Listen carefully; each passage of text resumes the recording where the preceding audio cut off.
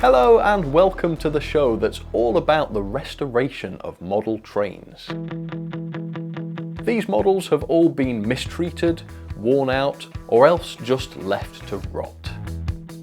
My job is to make them look presentable and also to get them working so that these forgotten model trains can once again be enjoyed.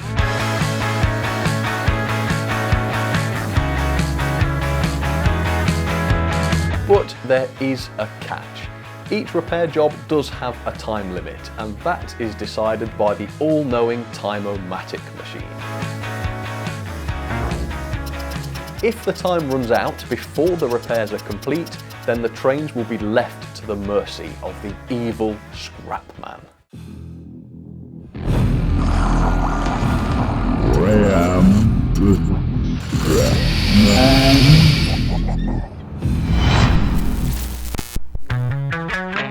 Welcome back to Salvage or Scrap.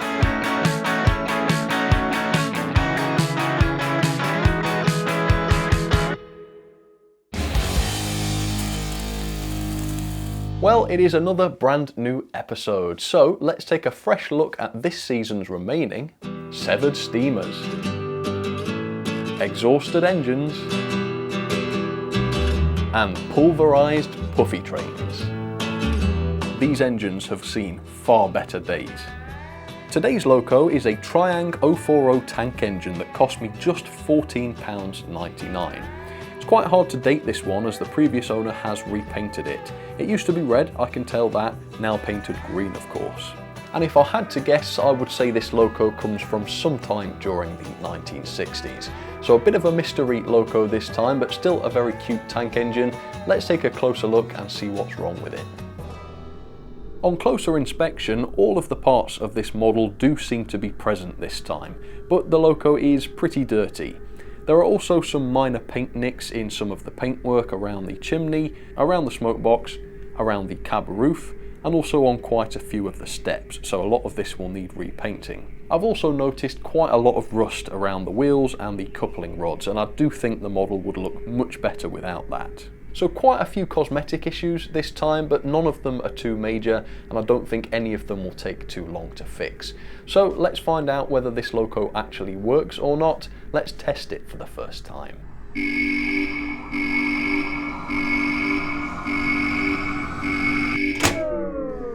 So that's full power. And this time there is really no response at all. There's no buzzing, no twitching. Let's give it a bit of a wiggle. Yeah, totally dead. So at the moment, there's just no telling what's wrong with this. So there is your answer. Quite simply, this Loco is totally dead. No sign of life and no hint as to what might be wrong. So with that, Time-O-Matic, how long have I got for this challenge? 25 minutes apparently. Oh crikey. So usually I don't think this one would be too much of a challenge, but having to do it all in just 25 minutes is going to be a bit of a squeeze.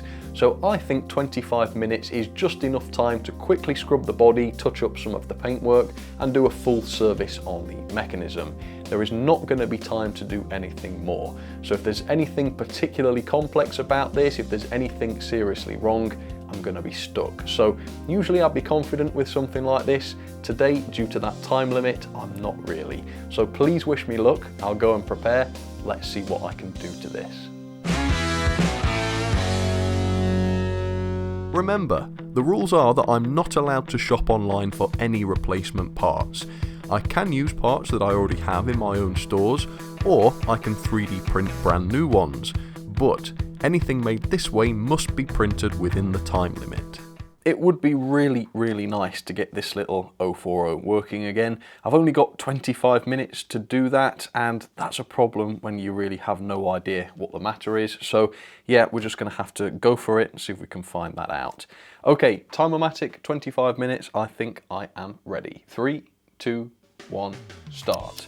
And I'm not going to waste a single second here. I'm gonna get this body right off and take it downstairs and get it cleaned and get it drying, because I have not got time to faff around with the body this time. So let's get that off and let's get it clean. at least this is a body that can be cleaned easily. There are no fragile details to worry about this time, which makes the whole cleaning process refreshingly quick. Okay, I think that'll have to do. Let's get some water on this. Okay, let's get this Loco drying, and hopefully if there's time later on I'll be able to touch up some of that black paintwork. For now though, let's get that motor off. Got 22 minutes to see what's wrong with this motor and the mechanism. Hopefully it will be something simple, but you never know, do you? Right, so the motor is badly messed up this time. That's a possible reason. Yeah, it looks very, very dirty. Okay, yeah, it's a real mess inside there. So, you know, this could have been somebody's childhood toy, and that person could now be an old man or an old woman now. That's a crazy thing to think of. And this has probably not been touched since then. So, I don't know, I somehow feel a bit of a responsibility towards this one. I mean, there's nothing I can do if it doesn't work, but to say this old Loco, loved by somebody, is put back into working order by me, that would be a lovely, lovely thing to be able to say. But yeah, it's a little early to start thinking about that. So there are the brushes, we'll clean those in a second. Let's start having a go at the motor. Yeah, it does look a messy one, this. Dirt stops electricity from flowing between contacts, and it also stops moving parts from working properly. In extreme cases, dirt alone can be responsible for a failed locomotive. Let's do the brushes. Not the brush end of the brushes, by the way, just the upper contact. And of course the brush spring as well, which is another important electrical component. I'm giving the motor one final manual clean before starting that reassembly. And we'll see if this decades and decades old motor is going to work again. I don't see any reason why this motor will not work, unless of course the windings are faulty. If that's the case, there's nothing I'll be able to do. I do have replacement motors though, so I suppose I could just pop a new one in, but I don't know, that seems a little bit lazy if you ask me. I do want to keep the Loco's original if possible. Okay, let's recharge that magnet. Alright, so that should be good as new again. Let's reassemble and find out early on whether or not the motor is actually going to work. Let's put that brush spring back on. All nice and clean, of course. Should be making much better contact now. And let's get some power to it and see whether it's actually going to run. Oh yeah, that seems actually good as new, so that's great. So, the motor works, but I'm about to discover a serious fault with this engine, one that definitely explains why it won't run. Let's take off the base keeper plate, which is just 2 screws. Oh, do you know what? Oh god, I have just spotted a good reason why this Loco could be completely dead. Let me get this base off and then I'll confirm whether or not that's what I'm thinking it is. Right, yes. So, this Loco has no pickups, folks. This Loco has no electrical pickups. The pickups are what carry electricity from the moving wheels to the motor. Without these, it's impossible for the engine to work on the track. It does seem that time makes a Loco filthy somehow. The older the Loco, the dirtier. I don't know why that always is. A lot of the people I've spoken to who used to have Triang as a kid, part of the experience was cleaning and servicing them. So I don't know why so many of these scrappers are in such bad shape, but I guess not every kid was interested in repairing and servicing their models. I guess some of them just ran them until they died, and then they ended up somewhere like this. And at least one thing I haven't got to do is clean the pickups, because there are no pickups. But I will obviously have to make some. Oh god, if this thing is actually going to work. So I think that's going to be the next job. Fashion some pickups so that this Loco actually can work. Without them, it's just dead. It will stay dead no matter if the motor works or not. Don't think I've ever done any in 15 minutes before though, so that's a potential issue right there. So for my pickups, I think I'm going to have to use some of this brass wire. Yeah, here we go. Let's just snip off a length of that. I've used brass wire for pickups before in various 3D printed projects. It's always worked perfectly, so I'm hoping it'll serve me well again today. Alright, and then we'll solder that in position, hoping it doesn't burn me.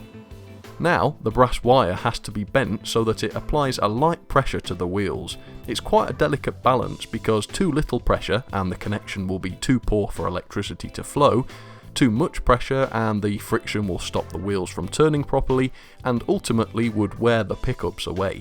Yeah, that looks good. So I can snip off the excess. Alright, and hopefully we now have pickups. Let's just verify whether they are working. If we get a short circuit here, yeah. Oh yeah, that's working. Okay, so we've got some sort of power there. It's not brilliant, unfortunately, but I think it will be all right. Let's get these crank pins out, because I do need to clean the coupling rods, because I don't like rust. So at this point, I am pretty much just showing off. There's no good reason why you should need to clean and polish coupling rods like this, but their rusty appearance was putting me off a bit, so why not? Let's just hope I don't run out of time. Okay, that's looking a little bit cleaner now. Yeah, not bad. Let's pop those back on then. Oh, this is going to be tight, folks. I do not know if I'm going to have time to touch up the paintwork. Trouble is, my hands shake when I'm under pressure and that slows you down, so it's really not a good situation at all, this. A terrible idea for me. Lubricate the coupling rods. Okay, let's get the motor back in place with some lubricant. I forgot last time I did one of these, so it needs some silicone grease on the worm drive there. Nice. And we'll see if this baby is actually going to work. Right, have we got power there? Yes. All right, great. We've got movement of some sort. All right, well that's sounding really, really healthy actually. So let's clean the wheels properly now.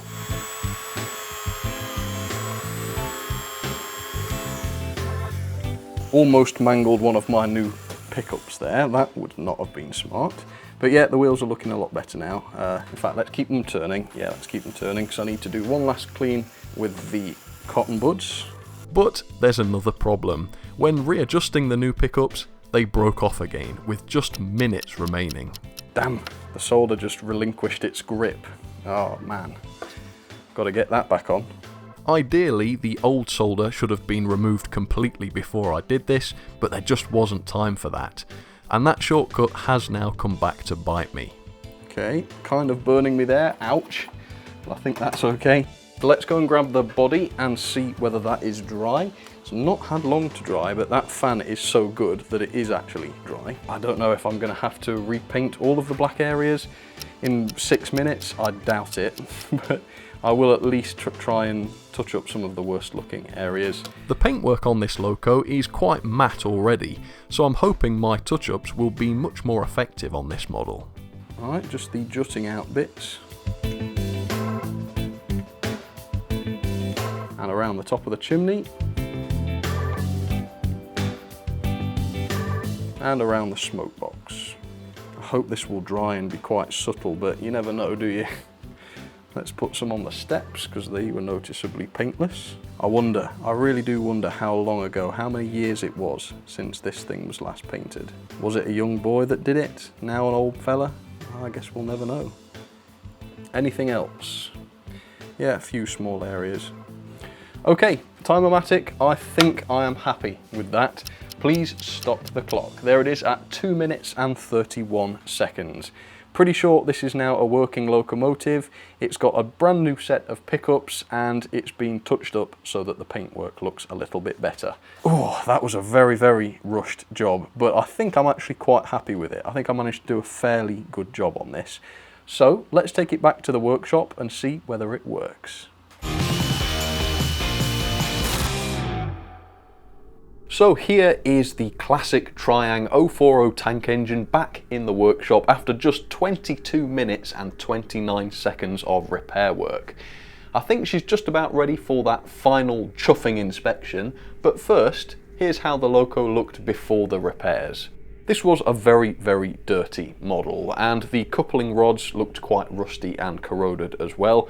And there was also quite a few nicks in the various bodywork, including the chimney, the smoke box, and certain areas of the cab.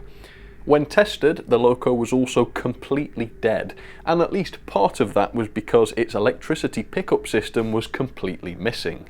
And here is the final result. The Loco has had a thorough clean and all of the nicks in the paintwork have been cleaned up. The coupling rods have also been polished up so that they look shiny and new again. So I think the Loco looks pretty decent now, but more importantly, does it work? To find out, let's initiate that final test.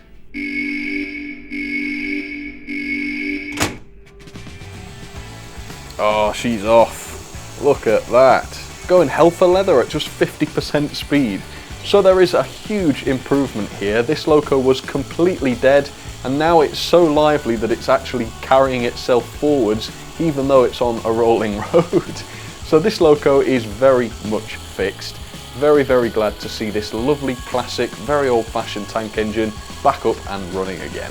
I reckon that is one of the best performers we've seen on this series to date. What a transformation.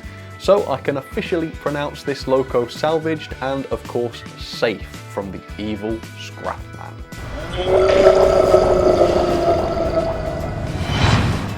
With that then, let's take a look at the leaderboard for this season of Salvage or Scrap, and as you can see, not too bad. Second place just below the Princess, which was of course a minute or two faster. It also means that this Loco is now fit to return to a model railway somewhere. And if you'd like to own this locomotive, then it is on eBay right now. So follow the links in the description for your chance to own this salvaged Loco. For now though, that is job done, and I will see you again very, very soon on Salvage or Scrap.